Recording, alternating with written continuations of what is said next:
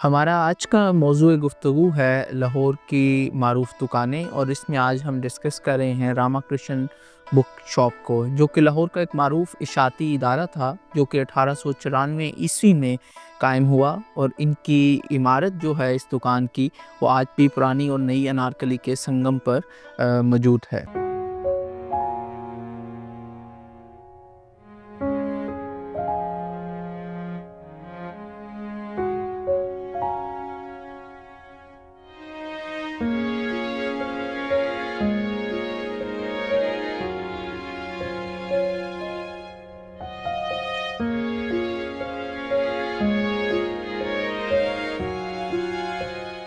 हमारे पास आर्काइव्स में Ramakrishna book shop के 20वीं सदी के अवाइल के कई एक बिल्स मौजूद हैं, जिनकी काफ़ी तारीख़ी अहमियत और हैसियत है।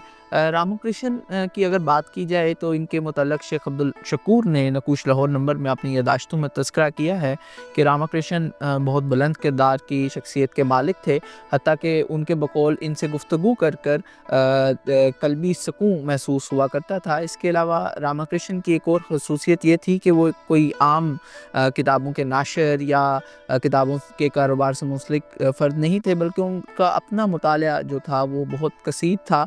इनकी इसी ख़ुसूसियत की वजह से रामाकृष्ण बुक शॉप फ़कत एक किताबों की दुकान नहीं थी, बल्कि यहाँ पर लाहौर के अदीब शायर जो हैं उनका इकट्ठ हुआ करता था। सारा आगा ख़ान भी यहाँ आया करते थे। इस तरह मारूफ़ मुसव्वरा अमृता शेरगिल यहाँ पर अक्सर तशरीफ़ लाया करती थीं। बल्कि रामाकृष्ण की जो आगे औलाद है उसमें रूपकृष्ण जो हैं वो बंगाल स्कूल ऑफ आर्ट के मारूफ़ मुसव्विर थे। और इसी तरह डॉक्टर लाजवंती रामाकृष्णा जो थीं, उन्होंने पंजाबी सूफ़ी शुअरा पर डॉक्टरेट की डिग्री हासिल की और बाद में उनकी ये किताब शाया भी हुई, जो कि बुनियादी तौर पर पंजाबी सूफ़ी शुअरा को अंग्रेज़ी हवा तबके से मुतारफ़ करवाने की एक तरह से अवलीन काविश थी।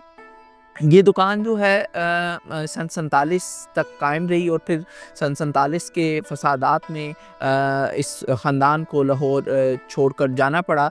मगर आप इस दुकान की अहमियत का अंदाज़ा इस अमर से लगा सकते हैं कि डॉक्टर अदनान तारक ने अपनी किताब Lahore at the rate partition में ज़िक्र किया है कि उस वक़्त जो है एक मारूफ़ सफ़ीर ने, बल्कि गालिबन फ़्रांस के सफ़ीर ने लॉर्ड माउंटबेटन को ख़ुसूसी तौर पर ख़त लिखा, जिसमें उनसे दरख्वास्त की गई कि इस दुकान के लिए जो है ख़ुसूसी हिफाजत का इंतज़ाम व इंतज़ाम किया जाए। अलबत्ता शोमी किस्मत के इस ख़ानदान को तक़सीम के बाद यहाँ से जाना पड़ा। बाद अज़ां यहाँ पर शेख अब्दुल मजीद ने आइडियल बुक हाउस कायम किया, जो कि कई दिहाइयाँ मौजूद रहा और फिर यहाँ पर एक जूतों की दुकान बन गई।